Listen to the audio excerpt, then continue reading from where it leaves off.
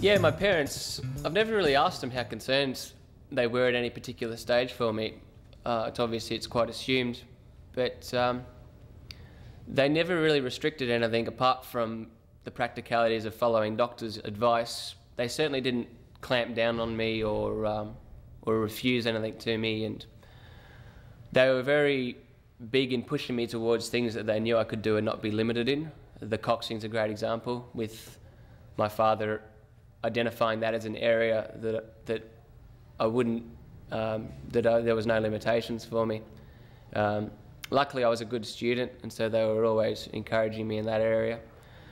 But I had an older brother who was a very keen athlete, and it would have been particularly difficult if they had encouraged him and at the same moment held me back. So I was very fortunate. I was always included in a lot of skiing holidays that we took. We lived in Canberra in Australia, and during winter we'd head off cross-country skiing, and I was always included and thankfully not limited with all those activities.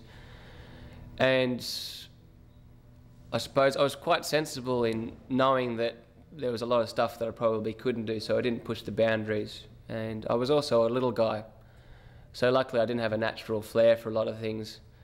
I was never the fastest swimmer, I was never the fastest runner, and so I never really got stuck in those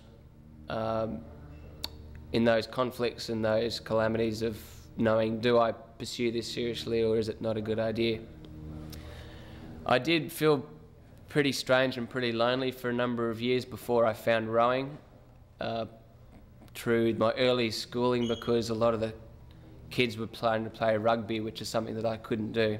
And so they all formed rugby teams, and you'd go off and they'd have the school photos, and I'd be sitting in the classroom waiting for all the rugby team photos to be taken and all the kids to come back and to join me in the classroom.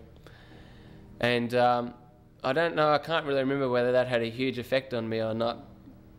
At the time it probably did, but in the long run, because I tended to over-excel those people with my sporting achievements anyway, ironically, strangely enough. Maybe those experiences, I think, possibly drove me to be more successful in a bit of the I'll show you kind of attitude. So I did take great delight, yeah, in sort of being maybe the guy voted, you know, at the end of school to be the least likely to become an Olympian. Something like that. Yeah, but no, my parents were tremendously supportive, and I did some stuff that probably worried them. Even these days I go running a lot. I wanted to run a half marathon. I still haven't got around to it, but it's something that I'm still thinking about maybe tackling. And Mum every now and again always says, should you be doing that? And I'm still like, well, it hasn't killed me yet. But I'd do a lot of cycling. I'd do a lot of mountain bike riding.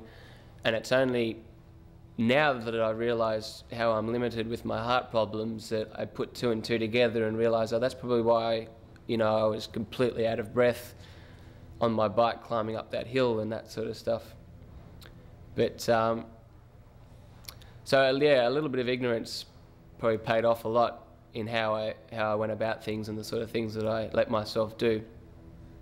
So my parents were probably a bit more informed about me, but yeah, didn't thankfully inflict their own judgment and their own values upon what they let me do, and what they just let me make my decisions up for myself. When you feel sick, I'm very good at immersing myself in whatever I'm doing.